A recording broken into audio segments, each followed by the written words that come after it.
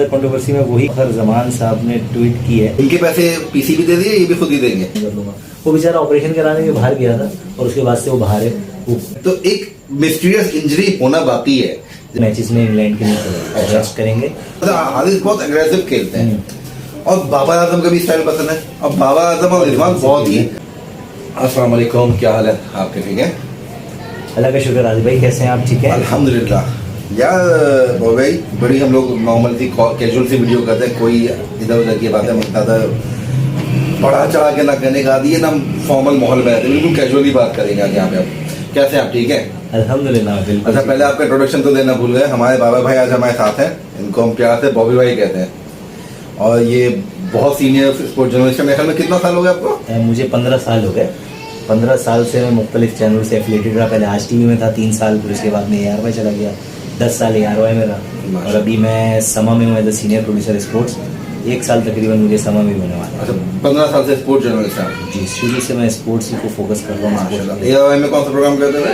AR में sports room करता था, नजीब हसन होस्ट होते थे। और अब यहाँ पर मैं गेम सेट मैच कर रहा हूँ। यहाँ पे सवेरा पाशा हमारी होस्ट हैं, अदील अजहर हमारे होस्ट हैं और बड़े अच्छे प्रोफेशनल तरीके से बातचीत करते हैं, बड़ा मज़ा आता है। चले, तो गेस्ट अपीयरेंस में और कोई खिलाड़ी नहीं होता? हमारे साथ लाला है शाहिद आफरीदी। अच्छा, आफरीदी के साथ गेम सेट मैच कितने बजे आता है? ये हमारा आता है 5 से 6 मंडे टू फ्राइडे डेली समा टीवी। और एक साथ वो फेसबुक पे भी लाइव होता है, यूट्यूब पे भी लाइव होता है उसी टाइम। अच्छा, ये कोई नई इनोवेशन? अगर आप समा पे नहीं देख सकते या टीवी पे आप नहीं है तो आप लाइव यूट्यूब पे जाके गेम सेट मैच का अपना एक पेज है, वहाँ पे भी देख सकते हैं, नहीं तो समा लाइव पे भी जाके देख सकते हैं। चले, आज की हमारी सिटिंग इस हवाले से है कि आज आप सब लोगों को पता होगा बड़ी बातें हो रही हैं। पाकिस्तानी वर्ल्ड कप स्क्वाड का ऐलान हो चुका है। टीम सब लोगों ने देख ली है, अपने अपने व्यूज उसके बारे में है। वो तो एक अलग किस्म की बात है, गहरी बहुत लंबी बात है, वो हम करते रहेंगे। लेकिन टीम के इर्द गिर्द बड़ी कॉन्ट्रोवर्सीज चल रही है आजकल।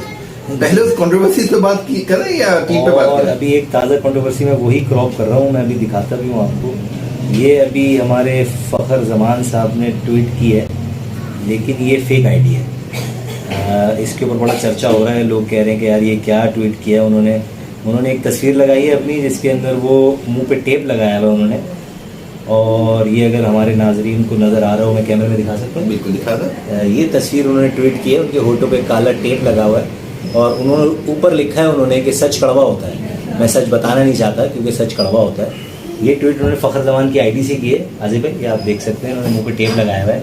अच्छा, ये लेकिन ऑफिशियल आईडी है इनकी? नहीं, यही मैं बताना चाह रहा हूँ कि इनकी ऑफिशियल आईडी नहीं है, अभी बनी है, इसके सिर्फ 240 फॉलोवर हैं। अच्छा, तो इट्स मीन के जाहिर सी बात है जो फखर जमान की ओरिजिनल आईडी है उस पर उनके 1 मिलियन फॉलोवर है। अच्छा। और उधर से 2017 से खेल रहे उनके फॉलोवर हैं।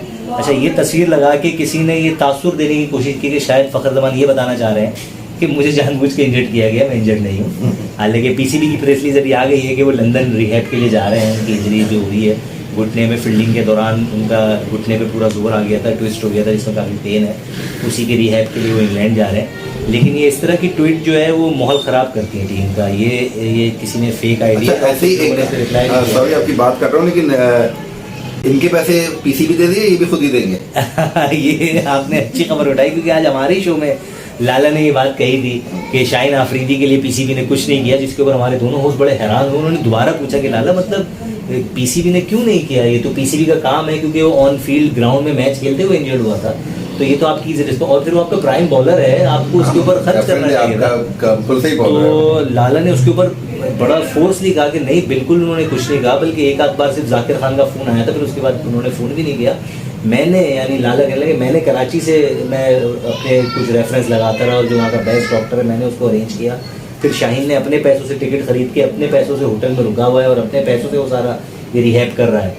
तो हमारे लिए बड़ी मतलब अमेजिंग चीज़ थी और ये बड़ा अलार्मिंग सा था कि ये PCB ऐसा क्यों कर रहे हैं। मतलब कि आप बातें लंबी चौड़ी करते हैं और बजट का आपके पास कोई कमी नहीं है और अपने प्राइम बॉलर को आपने ऐसे छोड़ दिया, ये बड़ी अजीब सी बात नहीं। बजट तो एक कंट्री चीज़ है, मतलब एक हट की चीज़ हो गई। कौन है नॉर्मली खिलाड़ियों के इंश्योरेंस नहीं होता कि ये सारी चीज़ें इंश्योरेंस कवर कर, PCB को इस चीज़ में पढ़ना ही नहीं चाहिए। बिल्कुल, पूरा मेडिकल पैनल, इंश्योरेंस नहीं, PCB के पास अपना पूरा मेडिकल पैनल है और उसका एक पूरा बजट है। वो खिलाड़ियों की टेक केयर करना उनकी जिम्मेदारी है और ख़ास तौर से जो आपके सेंट्रल कॉन्ट्रैक्ट प्लेयर हैं।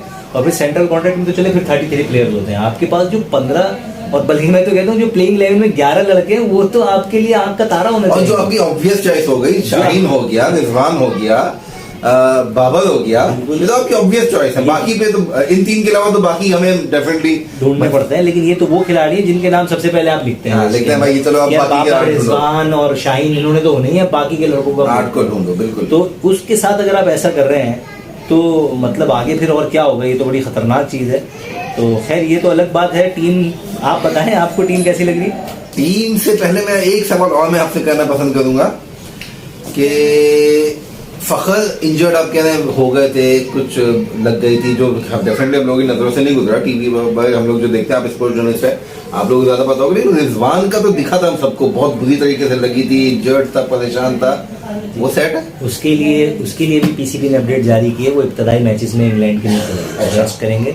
उनकी जगह उन्होंने मोहम्मद हारिस को चांस दिया है, वो T20 खेलेंगे इंग्लैंड के वो अभी नेशनल T20 में जो ये खेल रहे हैं, जो इसकी तरफ से खेल रहे थे, बिल्कुल पेशावर खेल में। रहे हैं। और उनका एवरेज मैं आपको बताऊं 8 मैच में उन्होंने 147 रन बनाए 18 की एवरेज से। हाँ, मैं ये कहूँ और prominent सिर्फ तो हुए। 120 का उनका जो स्ट्राइक रेट है। चले नेशनल T20 हम कहते हैं उनका गंदा गया होगा, नहीं कर सके, लेकिन ओवरऑल भी उन्होंने डोमेस्टिक के सिर्फ 22 मैचेस खेले हैं और उसके अंदर भी उनका 22 का ही एवरेज है। केपीएल में खेले थे, केपीएल में नहीं खेले थे, बल्कि अभी पेशावर से उन्होंने PSL खेला था लास्ट। ये 2 मैचों में ओपनर आए थे, जिसमें एक मैच में उन्होंने 50 स्कोर कर दिया। कहने का मतलब ये था कि कार्ड वार्ड भी दिखाया था, बड़ा था, लेकिन किसी किस्म की कोई, तो किस बुनियाद पर टीम में है? इनके बारे में मशहूर है कि रमीज राजा इनका बैटिंग स्टाइल बहुत पसंद करते हैं, लेकिन सिर्फ यही वजह टीम में सिलेक्शन की नहीं होनी चाहिए, ज़्यादा तो मेरिट होना चाहिए। चले आप ठीक है, क्या वजह हो सकती है? हालांकि इसी के अगेंस्ट अगर आप देखें तो इस वक्त ज़रूरत थी कि वर्ल्ड कप आने वाला है, फिर ट्राई नेशन सीरीज़ है न्यूजीलैंड में, फिर इंग्लैंड की 7 मैचों की बहुत बड़ी सीरीज़ है। यहाँ पे एक आपको अगर मजबूत मुतबादिल लेके जाने, क्योंकि इंडिया की टीम में अगर आप देखें दिनेश कार्तिक और ऋषभ पंत दोनों बहुत अच्छे एक्सपीरियंस खिलाड़ी हैं और कोई उसके अंदर मतलब बदमजगी वाली बात नहीं है, आप रख सकते हैं। तो आप यहाँ पे सरफराज को रख सकते हैं। सरफराज इसी नेशनल T20 के अंदर वो 40 की एवरेज से रन बना रहा है, उसका कोई 140 का स्ट्राइक रेट है, वो 201 रन बना चुका है इसी टूर्नामेंट के अंदर। और 2 मैचेस तो बल्कि उसकी इनिंग ऐसी थी जिसके अंदर जो मैच भी नहीं हुई इस नेशनल T20 के अंदर सिंध के लिए। लेकिन उन्होंने सरफराज को क्या वजह हो सकती है, क्यों नहीं रखा, ये तो पीसीबी वसीम भी कुछ बता नहीं सके। खैर मैं आपको यही बोलूंगा कि ये हमारा यूट्यूब की वीडियो आप खुल के बोल सकते हैं क्या वजह हो सकती है, बाकी वजह हम सबको पता है क्रिकेट लवर्स को, कोई ऐसी बात नहीं है। अच्छा, मेरा एक सवाल आपसे फिर इसी हवाले से और है कि आपने कहा हारिस का रमीज राजा को स्टाइल पसंद है, जो कि हम सब जानते हैं हारिस बहुत एग्रेसिव खेलते हैं, और बाबर आजम का भी स्टाइल पसंद है, और बाबर आजम और रिजवान बहुत ही डिफरेंट। तो ये किस किस्म का मिजाज है जो अलग अलग जगहों पे पसंद अब चले एक जगह हम मान भी लेते हैं कि ठीक है हारिस नौजवान है, उसको लेके चलना है आगे, लॉन्ग टर्म के लिए प्लान कर रहे हैं, क्योंकि रिजवान अभी फौरी जगह छोड़ने के लिए तैयार नहीं है। लेकिन उसके साथ आप ज्यादती क्या कर रहे हैं? आपने 4 वनडों में उसको डेब्यू करा के 4 वनडे खिलाए अपने पाकिस्तान टीम से, उसके अंदर उसका 3 का एवरेज है, उन 4 मैचेस में सिर्फ 10 रन बना सका। 3 रन क्यों? वजह क्या है उसकी? वो ओपनर खेलता है, ओपनिंग में आपके पास स्लॉट नहीं है। आपने सिर्फ जबरदस्ती उसका डेब्यू कराने के लिए, उसको इंटरनेशनल एक्सपोजर देने के लिए आपने उसको 5वें नंबर पे खिला दिया। जब आपने उसको उसके नंबर से हटाया तो आप एक तरह से उस नौजवान खिलाड़ी के साथ ज्यादती भी कर रहे हैं। अगर उसका ओपनिंग का नंबर है तो उसको आप ओपनिंग पे ही खिलाएं, और यही रीजन आप शान मसूद के लिए काफी अरसे तक देते रहे कि ओपनिंग में स्लॉट खाली नहीं है, इसलिए हम शान को कंसीडर नहीं कर रहे। हालांकि वो हारिस के मुकाबले में कहीं गुना ज्यादा अच्छा परफॉर्मर था, वो परफॉर्मेंस सबके सामने है कि वो परफॉर्मर है भी करंट अभी उसमें भी 4थे नंबर में मजबूरन आया वो नेशनल T20 में, उसमें भी उसने बैक टू बैक 50 मार दी। अब आप फिर वो काउंटी खेलने गया, उसने वहां पे भी स्कोर किया, तो वहां तो आप ये रीजन दे रहे थे कि यार ओपनिंग में स्लॉट ही खाली नहीं है, तो हम इसको मिडिल ऑर्डर में कैसे एडजस्ट करें, तो उसके साथ ज्यादती होगी। और दूसरी जगह आप एक ओपनर को 4-5वें नंबर पे खिला के उसके साथ ज्यादती कर जाते हैं। मतलब कहीं कहीं समझ में नहीं आता कि आप, और फिर आपसे कहा जाता है कि आप शायद कोई तासुब करना चाह रहे हैं या आपके लाइक्स और डिसलाइक्स वाला मामला है, तो आप कहते हैं नहीं हम तो हमारे तो आप लोग मीडिया वाले ऐसा शोर करते हैं, खास तौर से कराची के सहाफियों को जो ज्यादा ऐसा लगता है, हम तो ऐसा नहीं करते। हालांकि आप पिछले 10-12 मतलब महीने से देख ले तो ये बहुत वाज़ेह नजर आ रहा है। सऊद शकील की मिसाल आपके सामने है। टेक्निकली आप किसी भी कोच से पूछ लें, किसी भी सहाफ़ी से पूछ लें, किसी भी क्रिकेटर से पूछ लें, वो कहते हैं टेक्निकली जितना स्ट्रॉन्ग सऊद शकील इस वक्त क्रिकेटर है कोई नहीं है। आपने क्या किया? लास्ट टूर्नामेंट जो उसने लास्ट जो सीरीज खेली उसके अंदर आखिरी मैच में उसके वनडे में 50 थे। उसके बाद उसने पीसीबी से रिक्वेस्ट की कि यार मेरे नाक की हड्डी बनी है, मुझे ऑपरेशन कराना है, उसके लिए मुझे 10-15 दिन का रिलीज चाहिए, उसके बाद मैं दोबारा टीम को ज्वाइन कर लूँगा। वो बेचारा ऑपरेशन कराने में बाहर गया था और उसके बाद से वो बाहर है। वो कोई रीज़न नहीं है क्यों बाहर है, उसको टीम में वापस नहीं लेकर, ना वनडे, ना टेस्ट, ना T20। मतलब और यही दूसरे लड़कों के लिए देखा जाता है तो समझ में नहीं आता कि वो किस बिहाफ पे टीम में खेले जा रहे हैं। तो कुछ चीजें बहुत वाज़ेह नजर आ रही हैं, लेकिन फिर भी मतलब वो कहते अच्छा, हैं मोहम्मद वसीम जो हमारे सिलेक्टर साहब हैं, जूनियर नहीं तो बेचारा नन्ना सा बच्चा है, मोहम्मद वसीम के बारे में बड़ा मशहूर है, लैपटॉप वाले हैं, बड़े स्टैट्स को देखते हैं, तो उन्होंने क्या स्टैट्स देखे, कोई उन्होंने तौजीह पेश की अपनी प्रेस उनसे बहुत सारे सवाल हुए। तो दरअसल वो लैपटॉप पे वो जब उनके पास टीम आ जाती है ना, तो फिर वो लैपटॉप का क्या मतलब, वो बेचारे इधर उधर घुमाते रहे, किसी तरह प्रेस कॉन्फ्रेंस का टाइम पूरा हो गया और मैं उठ के चले जाऊँ, उनके पास जवाब नहीं टीम आ जाती है। मतलब आप उस वीडियो का तो जिक्र नहीं कर रहे जो पहले ही दुबई की में शूट हो गई थी कि पासपोर्ट इशू हो रहे थे वर्ल्ड कप के। ये बहुत अच्छी कंट्रोवर्सी चल रही है आजकल ट्विटर, सोशल मीडिया पे, फेसबुक पे, सब यही सवाल कर रहे हैं पीसीबी से। पीसीबी ने अपनी आईडी से वो ट्वीट की, सोशल मीडिया पे, यूट्यूब पे, फेसबुक पे, सब जगह जारी की। उसके अंदर वो वीडियो के अंदर वो T20 का टिकट जो है वो खिलाड़ियों को पकड़ा रहे हैं। तो वो जो एशिया कप के स्क्वाड के खिलाड़ी जो T20 वर्ल्ड कप में रिज्यूम हुए, उन सारे खिलाड़ियों को उन्होंने दुबई में ही वो वीडियो फिल्म कर ली थी, क्योंकि उसका बैकग्राउंड सारा दुबई वाला था कि वो खुशदिल को भी दे रहे हैं, तो वासिफ अली को भी दे रहे हैं, तो इफ्तिखार को भी दे रहे हैं, तो जितने भी खिलाड़ी थे सबका बैकग्राउंड दुबई का था।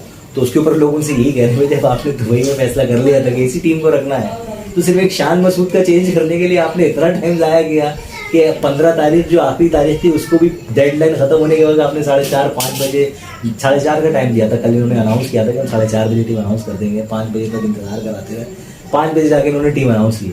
सिर्फ एक चेंज के लिए आपने इतना क्यूरियोसिटी मचाई, इतनी बेचैनी रखी लोगों के अंदर। एक शान ही तो आया था एक फखर को इंजर्ड करके। मोहम्मद वसीम की शायद injury, Mohammad Wasim Asia cup में था, वो उसमें था, वो तो इंजरी की वजह से बाहर हो गया, तो वो वापस आ गया टीम में। मतलब उसमें भी कोई इन्होंने कोई खास चेंज तो नहीं किया ना, वो तो अपनी इंजरी से सेहतयाब हो गया, वो आ गया।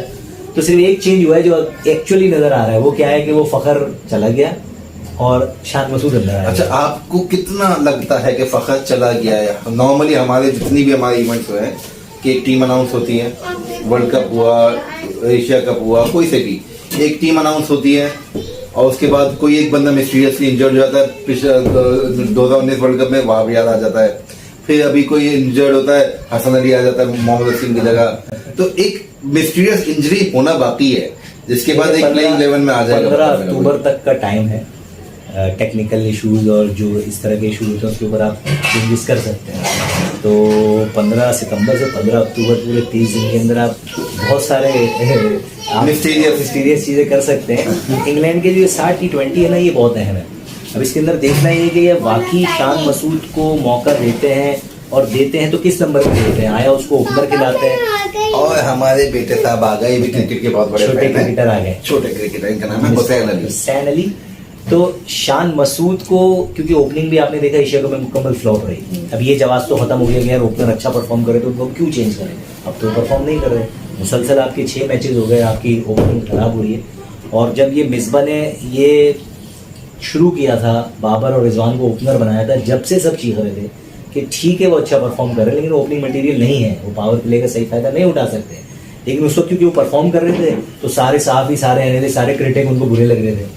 अब क्योंकि वो परफॉर्मेंस रुक गई है तो अब प्रेशर बिल्ड हो रहा है, तो अब समझ में नहीं आता कि आया ये इसी ओपनिंग को कंटिन्यू कराते कि नहीं। लेकिन मैं अभी भी ये कहता हूँ, जो मैंने अभी तक, मैं हल्की फुल्की क्रिकेट खेलता भी हूँ, देखता भी हूँ, अभी भी अगर ये बाबर की जगह शान मसूद और रिजवान को ओपनर भेजें, एक तो लेफ्टी राइटी का कम्बिनेशन इनको अच्छा मिलेगा, पावर प्ले का फायदा इनको मिलेगा, और बाबर वन डाउन आए तो इसको जो हमारा मिडिल ऑर्डर थोड़ा सा हमारा शेकी हो जाता है ना, वहाँ पे भी इसको फायदा मिलेगा। और चौथे पे हैदर अली को भेजें, वरना फिर अब ये क्या करने जा रहे हैं, जो अभी तक हमें नजर आ रहा है, ये वही बाबर और रिजवान के साथ ओपनर जाएंगे, तीसरे नंबर पे हैदर अली को भेजेंगे और चौथे पे शान मसूद को भेजेंगे। ये बैटिंग ऑर्डर भी अच्छा है, लेकिन जो लेफ्टी राइटी का आजकल एक कम्बिनेशन चल रहा है ना, जो आप देख रहे होंगे अक्सर टीमें करती हैं, क्योंकि उससे बॉलर को अपनी लाइन एडजस्ट करने में टाइम लगता है, तो उसके अंदर वो बैट डिलीवरीज ज्यादा करने का चांस होता है, जिसके ऊपर आप पावर प्ले में फायदा उठा सकते हैं। लेकिन जब आप दोनों राइटी बैट्समैन उतार देते हैं, दोनों लेफ्टी बैट्समैन उतार देते हैं, तो उसके अंदर बॉलर को एडवांटेज क्या होता है कि वो बहुत जल्दी एक अपनी लाइन पकड़ लेता है और आपके बैट्समैन को परेशान करना शुरू कर देता है। तो एक एडवांटेज हमें पावर प्ले में लेना पड़ेगा। और शान ने बड़ा अच्छा ओपनिंग में, आपने देखा होगा मुल्तान की तरफ से, उसने ओपनिंग में बहुत अच्छा परफॉर्म किया। तो अगर ये चांस ले सकते हैं तो इससे अच्छा चांस नहीं हो सकता। लेकिन आप इस पूरे में एक बहुत बड़ी चीज बोल रहे हैं कि सरफराज ने भी यही किया था कि अपने आप को एडजस्ट करके रखता था कि भाई अगर ओपनर अच्छा चल गए तो अपने आप को पीछे करता रहता था, हिटर्स को भेजता था स्कोर बढ़ाने के लिए। लेकिन एट द एंड हुआ कि वो पीछे होते होते इतने पीछे हुए कि आज टीम में नहीं है। बाबर को ये इनसिक्योरिटी नहीं हो जाएगी? नहीं उसको वो बहुत पीछे चला गया था, चौथा पांचवा छठा सात मैच की पोजीशन के हिसाब ये से इसका नंबर तो वन डाउन फिक्स है, ये तो अपना वन डाउन के नंबर पे है। हमारे ओपनर नॉर्मली 15वें 16वें ओवर तक खेलते हैं, उसके बाद हिटर्स को आना होता है। शान और बाबर अगर 15वें ओवर जैसे इस वक्त बाबर और रिजवान जाते हैं तो सब बाबर की जगह बनेगी। आप बाबर और रिजवान की दोनों की पोजीशन नहीं समझ रहे ना। बाबर और रिजवान दोनों एंकर प्लेयर हैं, वो कंटेनर है, वो लेके चलते हैं। लेकिन आपको उनको रोल देना पड़ेगा ना। जब आप शान और रिजवान को देके भेजेंगे तो आप उनको ये रोल देके भेजेंगे कि भाई हमें पावर प्ले के अंदर 7 का रन रेट या 8 का रन रेट नहीं चाहिए, हमें 10-12 पे लेके जाना है। मिसाल के तौर पर मैं 80 रन, मैं मिनिमम 70-80 तो मैं बनाने पावर प्ले के अंदर।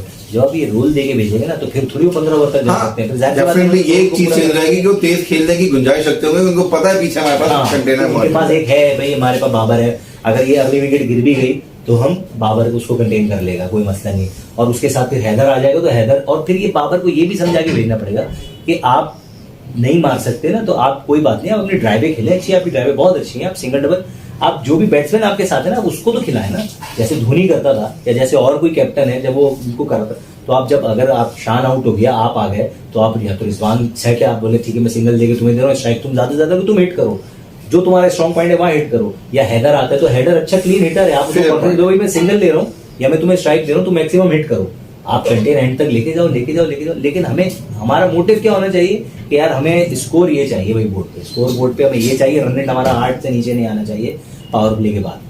तो मैं आपको सॉरी मैं वीडियो मैंने इसीलिए रुकवाई, सारा मसले एक तो अपने यहाँ पे के सेटअप के।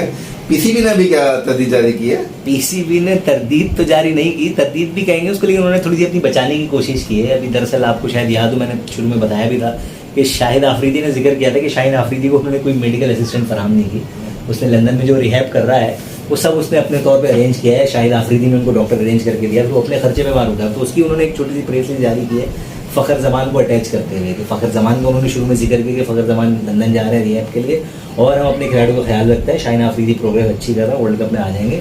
और खर्चा उठाने ये बोलो, ये कहीं नहीं लिखा उन्होंने, सिर्फ लिखा है खिलाड़ियों की मेडिकली और रिहैब के अंदर पूरी उनके साथ सपोर्ट कर रहे हैं और उनके साथ है। कहीं उन्होंने नाम लेकर लिखा कि ये गलत खबर है, हम शाहीन को पूरा सपोर्ट कर रहे हैं, ऐसा कहीं एक तरीके का बाकी लोगों के लिए भी नोटिस है कि शाहीन को अगर खर्चा नहीं करे तो बाकी लोग किसके लिए कर रहे हैं, किसके लिए करेंगे। चले अब मेरे ख्याल में टीम की बात कर लेते हैं। टीम जो ऐलान हुई है 19-20, कोई आपके लिए सरप्राइज?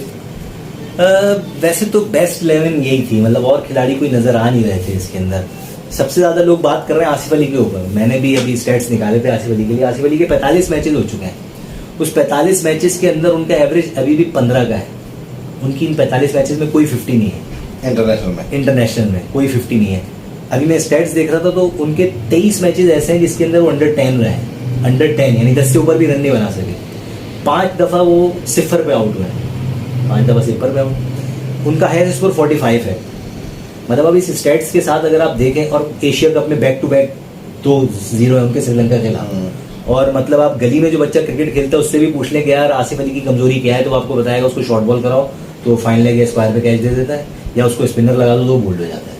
और बड़े लोगों ने बहस की जब मैंने ये ट्वीट किया कि आप उसके वो मैचेस देखें इंडिया के खिलाफ, अभी एशिया कप में उसने मैच जितवाया है, उसके अंदर भी वो स्पिनर पे आउट हो गया था जो अर्शदीप ने कैच छोड़ दिया, उसके बाद उसने छक्का मार दिया, लकी रहा वो, वरना वहाँ पे भी वो अपना काम करके जा चुका था। और उसके बाद भी आखिरी ओवर में क्या हुआ, एक छक्का मारा जब शॉर्ट बॉल पड़ी वो कैच देके चला गया, यही हुआ उसके साथ। उसके बाद अफगानिस्तान वाला मैच भी अगर आप देख लें तो उसके अंदर उसने छक्का मारा, अगली बॉल उसको शॉर्ट पड़ी, उसने फाइनल लेग पे कैच दे दिया। वो तो दुआ दें आप नसीम शाह को कि उसने बैक टू बैक 2 छक्के मार दिए, वरना फाइनल भी खेलना मुश्किल हो जाता आपका। तो वो फिनिशर का रोल है उसका, लेकिन वो 15 रन 16 रन, मतलब आप उसको एंड तक छुपा के रखें, जब आपके पास 16 रन रह जाए जब ही आप उसको भेजें। मतलब जब कभी आपका मिडिल ऑर्डर और ओपनर अगर 10 ओवर या 12 ओवर में होगा, इसको 8 ओवर खेलने को मिल जाए तो मतलब ये वही अपने 6 रन 8 रन 10 रन 12 रन 15 बॉलें खेलेगा और चला जाएगा। तो हमें फिनिशर वो चाहिए जो अगर उसको 8 ओवर की कंडीशन मिले तो वो उसमें खेले, 3 ओवर की मिले तो उसमें खेले, 10 ओवर मिले तो उसमें खेले, ऐसा फिनिशर की तरह बिल्कुल आप प्रॉपर खेले।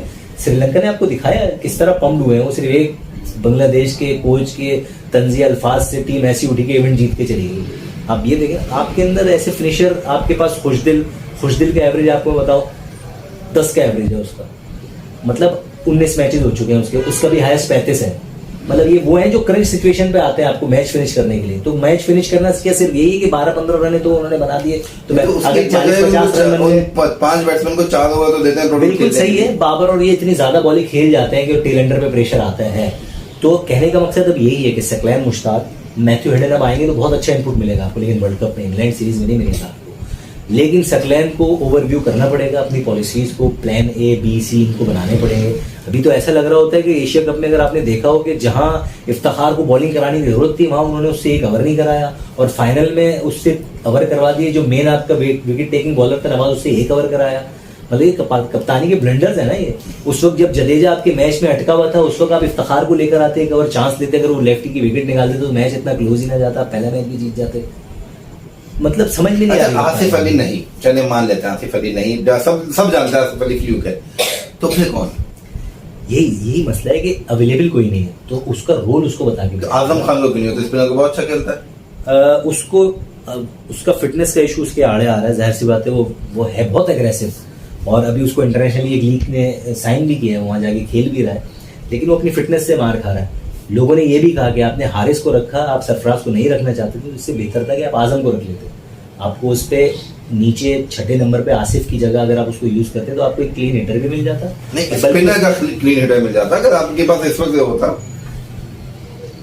तो आजम खान ने, खैर चलो टीम के बारे में बताएं, क्या लगता है? टीम अच्छी है, यही टीम सबसे बेस्ट है।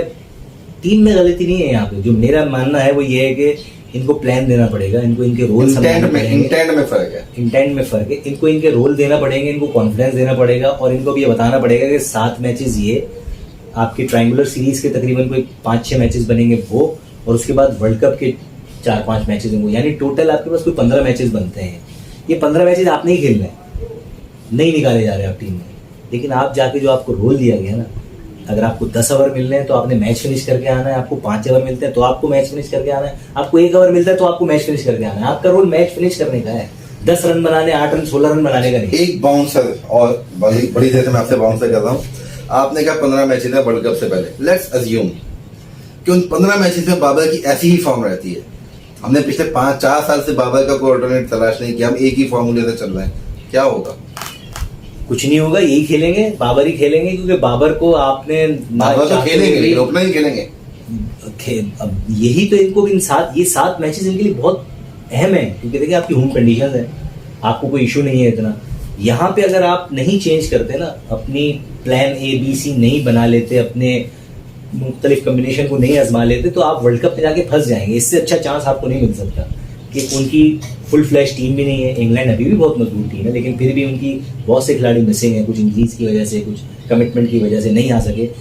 अगर यहाँ पे भी आपने अपने कम्बिनेशन चेंज नहीं किए और अपने ऑल्टरनेट और अपनी बेंच को स्ट्रेंथन नहीं किया आपने, तो आप फिर वर्ल्ड कप में फंस जाएंगे। ऑस्ट्रेलिया की कंडीशन आपको पता है मुख्तलिफ है वहाँ की, और जो सबसे बड़ी खतरनाक चीज़ हमारे खिलाड़ियों के लिए, क्योंकि वहाँ की बाउंड्री बड़ी है, वहाँ के पाकिस्तान जैसी और दुबई जैसी 60 गज 65 गज की बाउंड्रीज नहीं है, और प्रॉपर 75-70 गज की बाउंड्रीज है। प्रॉपर मिडिल करके 6 मारना पड़ेगा आपको।